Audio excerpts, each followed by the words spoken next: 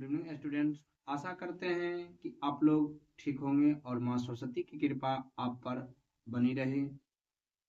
आज से पहले हमने यूनिट फर्स्ट, सेकेंड, थर्ड और फोर्थ यूनिट में फर्स्ट चैप्टर यानी कि जैव प्रौद्योगिकी के सिद्धांत एवं प्रक्रम को डाल दिया गया है वीडियो चैनल पर।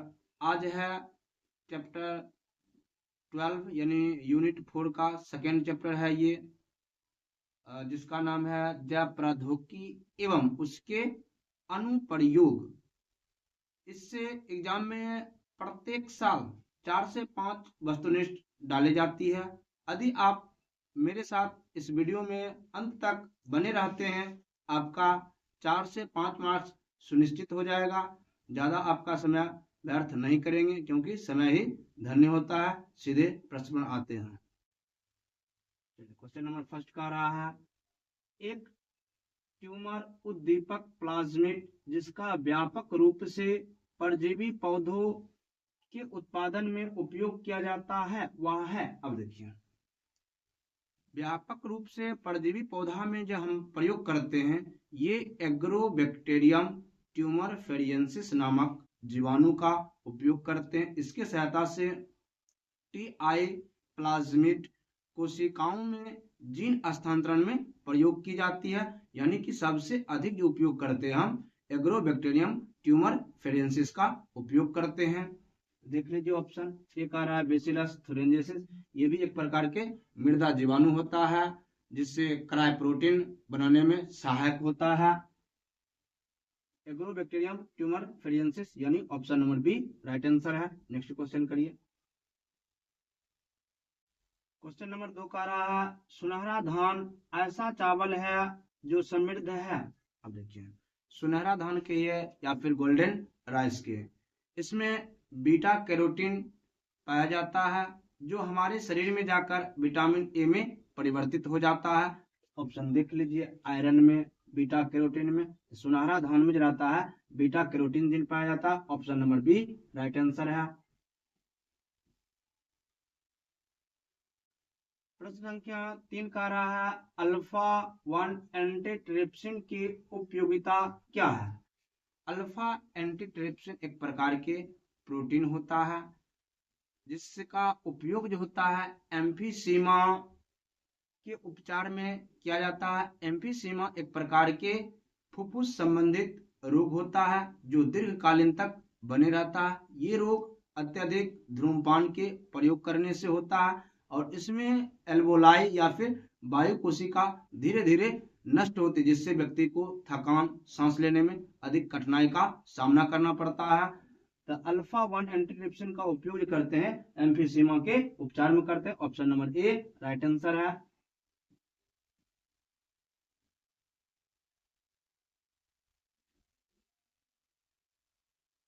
निम्नलिखित में से कौन पारिस्थितिक तंत्र में एक से अधिक पोषण स्तर पर रह सकता है। तो पारिस्थितिक स्तर पर एक से अधिक पोषण स्तर पर रह सकता है, ये मछली हो सकता है क्योंकि ये अलग अलग स्तरों पर रह सकता है। जैसे जब छोटी मछली पादप पल्लवक को खाएगा ये द्वितीयक उपभोक्ता कहलाएगा। जब बड़ी मछली छोटी मछली को खाएगा तो ये तृतीयक भोक्ता हो सकता है, यानी कि मछली जो होता है ये अलग अलग स्तर पर रह सकता है। Option number C right answer है।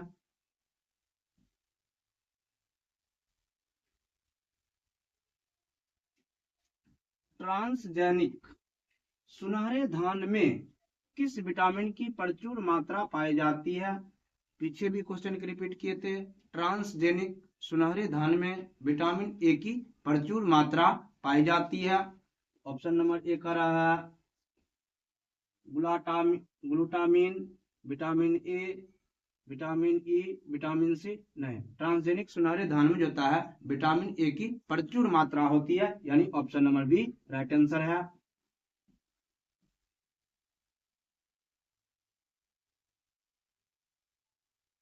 प्रश्न संख्या 6 देखिए, फ्लेवर सेवर इनमें से क्या है। फ्लेवर सेवर एक ट्रांसजेनिक टमाटर है और इसके द्वारा नहीं, फ्लेवर सेवर टमाटर जो होता है ये अत्यधिक समय तक यानी कि दीर्घकाल समय तक खराब नहीं होता है, क्योंकि इसकी बाहरी भित्ति जो होती है काफी मोटी होती है। तो फ्लेवर सेवर जो होता है एक प्रकार के टमाटर की प्रजाति है। तो पिरकनासी चूहे की प्रजाति पर जैविक टमाटर होती है, यानी कि option number C right answer है।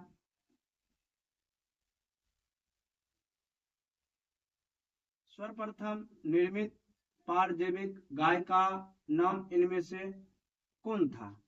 तो सर्वप्रथम पारजैविक गाय जो बनाया गया था उस गाय का नाम रोजी रखा गया था, और इस गाय के दूध में लेप्ट एल्बुमिन प्रोटीन पाई जाती है जो मानव के शिशु के वृद्धि विकास के लिए आवश्यक होता है। तो देख लीजिए, जेनो मेरी डॉली, डॉली ये भेड़ की प्रजाति होती, या भी एक ट्रांसजेनिक पशु है, लेकिन यहाँ पर गाय पूछ रहा है। तो गाय का परजीवी था वो रोजी था, option number D right answer है।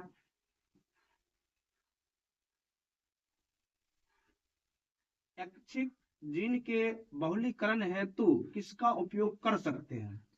यानी जब इच्छित जीन हमको अधिक से अधिक संख्या में चाहे, इसके लिए हम पीसीआर का प्रयोग करते हैं, जिसका नाम विस्तार रूप होता है पॉलीमेरेज चेन रिएक्शन। यदि हमको जीन या डीएनए के अधिक खंड प्राप्त करना होता है, उस स्थान पर हम पीसीआर तकनीक का उपयोग करते हैं।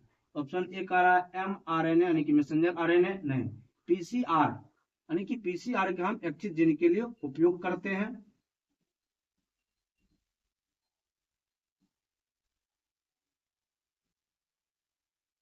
कराय फर्स्ट एबी नियंत्रण करता है। अब देखिए, एक मृदा जीवाणु होता है जिसे कहते हैं बेसिलस थुरेंजेसिस, उससे कराय प्रोटीन प्राप्त किया जाता है, और कराय प्रोटीन से अलग अलग कीटों को नियंत्रण करने के लिए जीन बनाया जाता है। जैसे कराय फर्स्ट एसी और कराय सेकेंड एबी, ये कपास के कीटों को नियंत्रण किया जाता है, और कराय फर्स्ट एबी जो होता है ये मक्का के कीटों को नियंत्रण किया जाता है इससे, यानी कि मक्का छेदक कीट को नियंत्रण किया जाता है। ऑप्शन नंबर देख लीजिए, तो कराय फर्स्ट एबी ना, तो कराय फर्स्ट एबी मक्का के कीटों को नियंत्रण किया जाता है, option number D right answer है।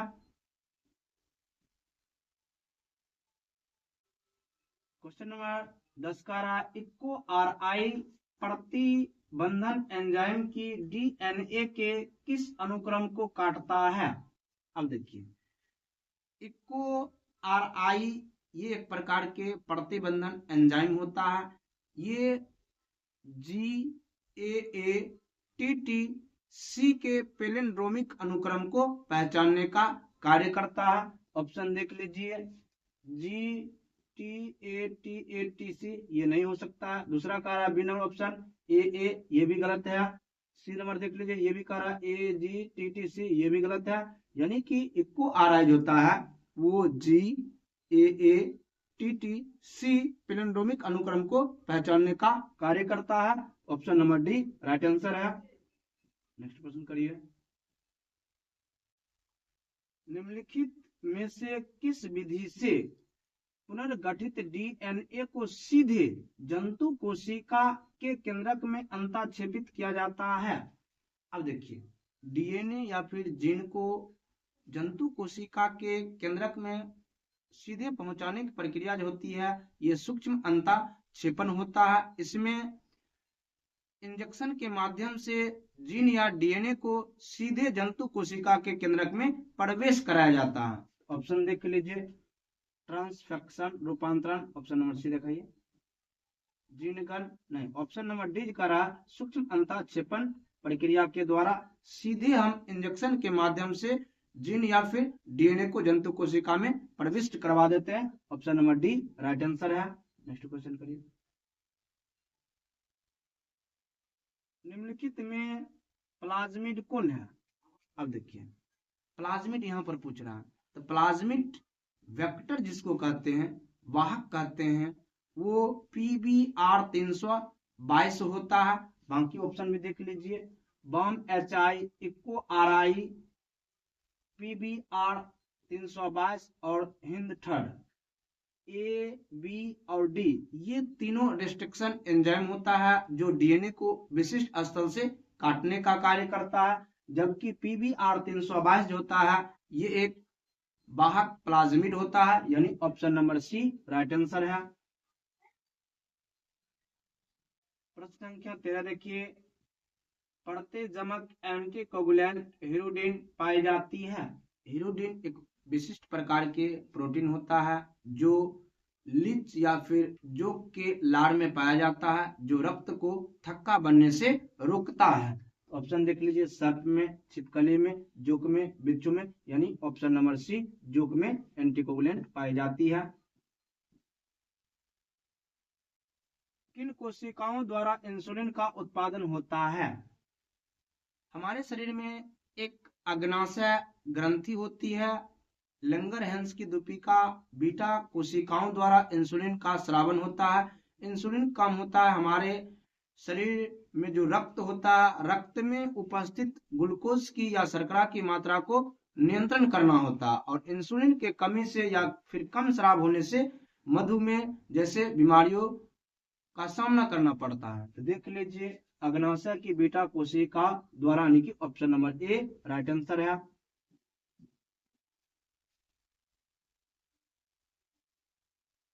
गोल्डन राइस भविष्य की परजीवी फसल है, इसमें निम्नलिखित में उन्नत लक्षण है।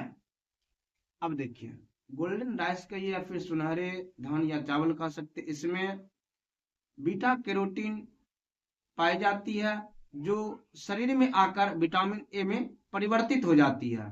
ऑप्शन देख लीजिए, कीट प्रतिरोधकता, उच्च लाइसिन आवश्यक एमिनो अम्ल अवयव, उच्च प्रोटीन वाला अवयव, और डी देखिए करा उच्च विटामिन ए अवयव, यानी कि गोल्डन राइस जो होता है या फिर सुनहरे धान या चावल कह सकते हैं, उसमें विटामिन ए की उच्च मात्रा पाई जाती है। Option number D right answer है।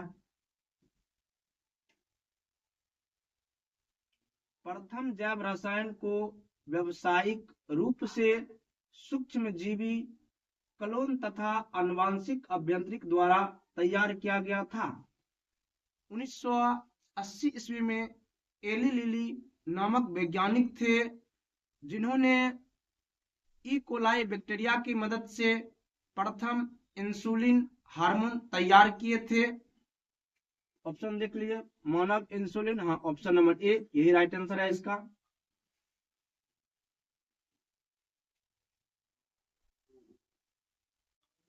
प्रश्न संख्या 17 देखिए, वह तकनीक जिसके द्वारा उत्तराधिकार संबंधित मामलों को सुलझाया जाता है।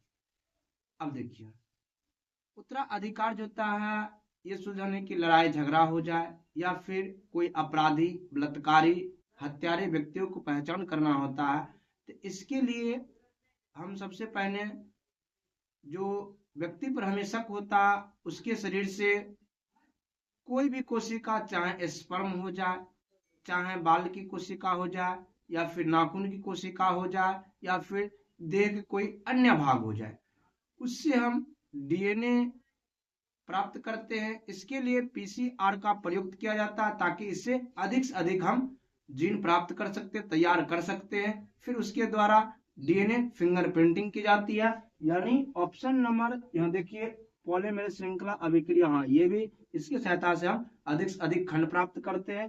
डीएनए फिंगरप्रिंटिंग, यानी कि ए और बी दोनों यहाँ पर सही ऑप्शन है। तो सी का इनमें से कोई नहीं, ये तो गलत ऑप्शन है।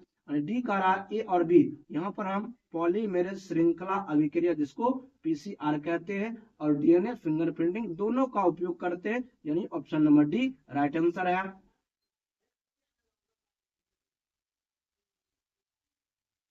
एलिसा का प्रयोग किन बीमारियों का पता लगाने के लिए किया जाता है? अब देखिए, एलिसा एक प्रकार की तकनीक होती है, इसका विस्तार रूप होता है एंजाइम लिंक्ड इम्यूनोसॉर्बेंट एसिड। इससे विशेषकर आनुवांशिक बीमारियों जैसे एड्स, हेपेटाइटिस, उसके बाद थायराइड डिसऑर्डर, यानी ये तीनों बीमारी को हम जांच सकते हैं। तो ऑप्शन नंबर डी इनमें से सभी राइट आंसर है।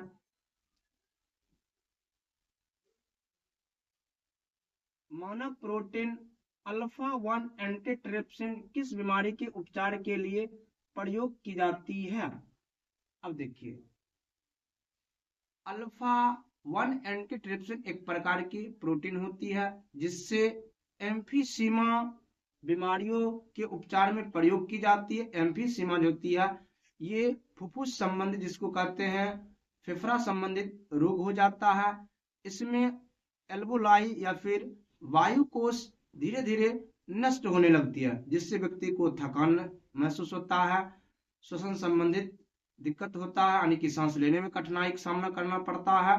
और ये सभी एम्फीसीमा रोग जो होता है अधिक से अधिक धूम्रपान के प्रयोग करने से होता है। तो ऑप्शन नंबर देख लीजिए, हैजा, चेचक, एम्फीसीमा, अल्फा 1 एंटीट्रिप्सिन का हम प्रयोग करते हैं एम्फीसीमा रोगों के लिए किया निदान किया जाता है इससे।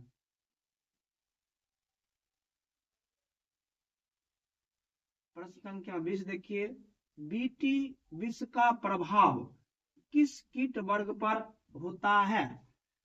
बीटी विष यानी कि बीटी प्रोटीन हम प्राप्त करते हैं एक बेसिलियस थुरिंजेसिस बैक्टीरिया होती है, उससे हम एक प्रोटीन कराय प्रोटीन का संश्लेषण करते हैं। ये प्रोटीन विभिन्न कीटों के लिए घातक साबित होता है, जैसे लेपिडियोपेप्टेरॉन, कोलियोपेप्टेरॉन, डेप्टेरॉन, इन सभी कीटों के लिए ये प्रोटीन घातक होता है, यानी option number D right answer है। यहाँ पर सभी हो सकता है।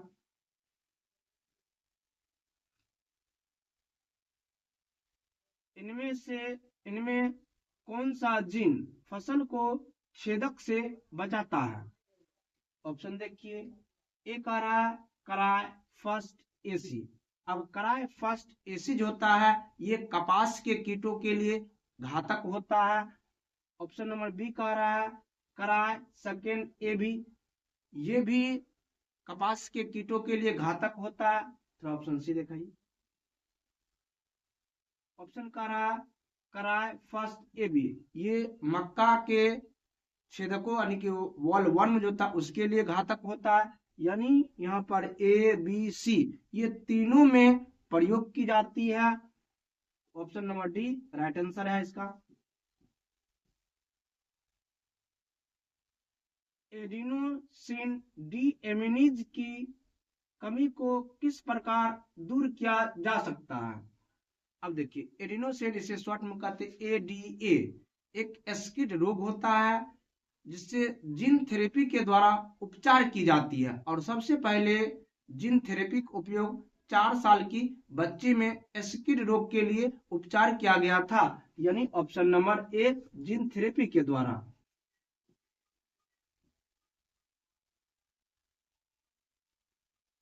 गोल्डन राइस में किस विटामिन को स्थानांतरित किया गया था? तो गोल्डन राइस में विटामिन ए की मात्रा प्रचुर पाई जाती है। Option number A right answer है। चलिए आसान आसान प्रश्न है ये सब। निम्न में से कपास का बॉल वर्म है, तो कपास के बॉल वर्म जो होता है कराय फर्स्ट एसी और कराय सेकेंड ए बी, ये दोनों जो होता है कपास के बॉल वर्म के हानिकारक होता है। तो देख लीजिए ऑप्शन में कराय फर्स्ट एसी भी है, कराय सेकेंड ए बी, ये दोनों काम करता है। तो ऑप्शन दिखाइए थोड़ा। हाँ, और कराय फर्स्ट ए बी जो होता है ये मक्का होता है, हम पूछ रहा है कपास के लिए। तो कपास में कराय फर्स्ट एसी भी होता है और कराय सेकेंड ए बी भी होता है। Option number D right answer है।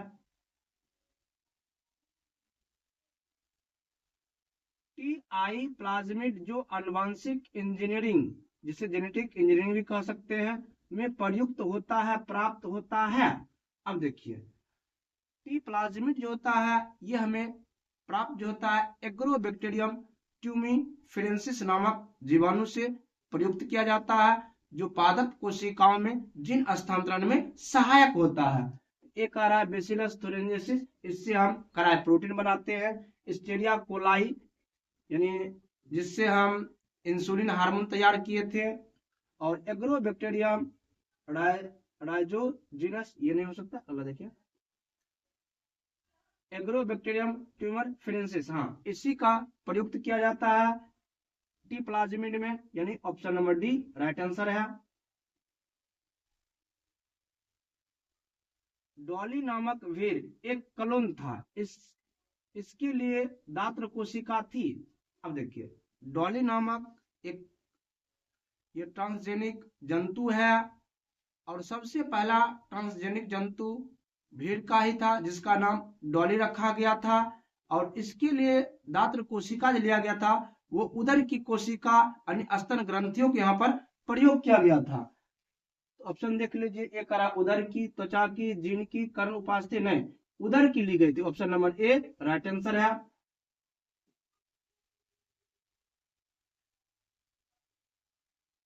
पहली ट्रांसजेनिक फसल थी, पहली ट्रांसजेनिक फसल जो थी वो तंबाकू थी। ये सभी आसान प्रश्न है। ए करा सूरज, बी करा असली, सी करा मटर, यानी सबसे पहला ट्रांसजेनिक पादप जो था वो तंबाकू था, option number D right answer है। प्रश्न संख्या 28 देखिए, बेसिलस थुरिंजिएसिस यानी बीटी स्ट्रेन प्रयोग किए जा रहे हैं। अब देखिए, बेसिलस थुरिंजिएसिस एक प्रकार के जीवाणु होता है, इससे जो प्रोटीन प्राप्त होता है उसे क्राय प्रोटीन या क्राय जीन कहते हैं। ये कीटों के लिए घातक होता है, यानी कि कीटनाशी कह सकते हैं। तो ऑप्शन नंबर एक आ रहा है जैव मेटालॉजिकल तकनीक हेतु, जैव खनिज प्रक्रिया हेतु, यानी इसको हम बेसिलस के प्रयोग जो करते हैं बीटी विष के, ये कीटों को मारने के लिए करते हैं। तो जैव कीटनाशी पौधा हेतु, option number C right answer है। नेक्स्ट प्रश्न देखिए, प्रथम प्रतिजैविक एंटीबायोटिक की खोज किसने की थी? 20वीं शताब्दी 1928 ईस्वी में अलेक्जेंडर फ्लेमिंग नामक वैज्ञानिक थे, जिन्होंने पेनिसिलियम नोटेटम कवक की सहायता से प्रथम एंटीबायोटिक पेनिसिलिन बनाए थे, जिसका प्रथम उपयोग 1941 ईस्वी में किया गया था, जबकि इसका व्यापक उपयोग 1945 ईस्वी में अमेरिकी सैनिकों को घायल में किया गया था। इस खोज के लिए इन्हें 1945 ईस्वी में नोबेल पुरस्कार से सम्मानित किया गया था। ऑप्शन देख लीजिए, Louis Pasteur, Robert Koch, Alexander Fleming. हाँ, तो प्रथम एंटीबायोटिक यानी कि पेनिसिलिन दवाई बनाए थे वो अलेक्जेंडर फ्लेमिंग ही थे, यानी option number C right answer है। नेक्स्ट प्रश्न देखिए,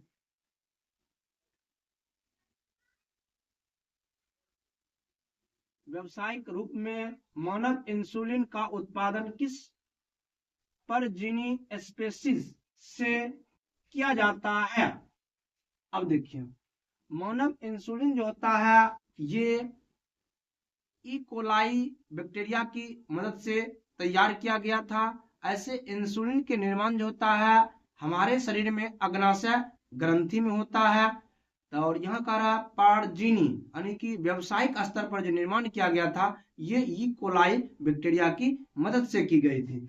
ऑप्शन नंबर देख लिया, राइजोबियम, सेक्रोमाइसिस, स्टीरिया कोलाई, माइक्रोबैक्टीरियम, यानी कि इंसुलिन जो हम निर्माण किए थे ये स्टीरिया कोलाई से किए थे, option number C right answer है।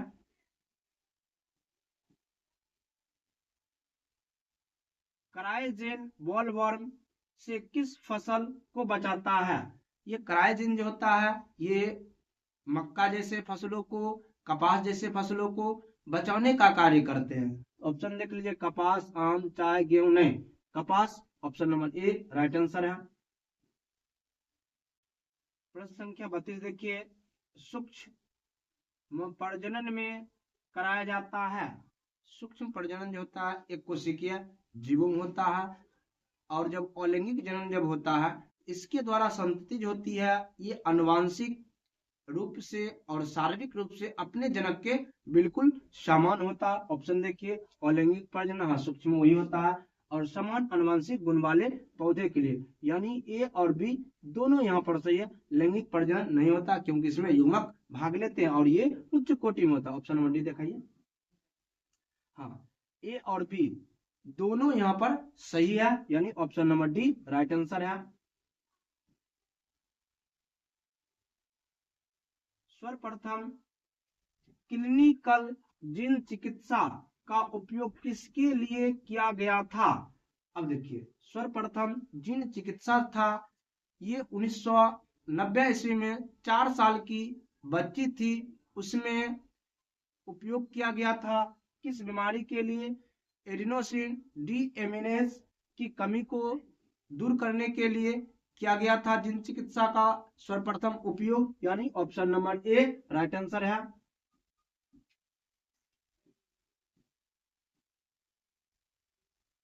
प्रश्न संख्या 34 देखिए, इनमें से कौन सा नेमेटोड तंबाकू के पौधे की जड़ों को संक्रमित करता है?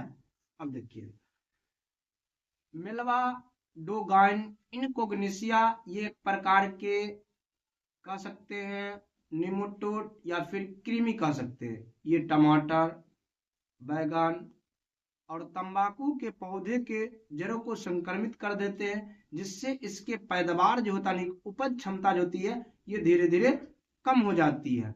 ऑप्शन देखिए, बेसिलस थुरिनजिस इससे कराई प्रोटीन निर्माण करते हैं, कराई आईएसी, और सी करा मेलाडोजिन इनकोग्निटा, यानी इसे कहते हैं मेलवाडोगाइन इनकोग्निसिया, और ये जो होता है तंबाकू, टमाटर, बैगन के जड़ों को संक्रमित कर देता है, जिससे इसके उपज कमी हो जाती है। Option number C right answer है। नेक्स्ट क्वेश्चन करिए। प्रश्न संख्या 35 आज का ये लास्ट प्रश्न है। देखिए, बेसिलस थुरिनजेसिस द्वारा स्रावित आदर्श प्रोटीन इनमें से कौन सा है?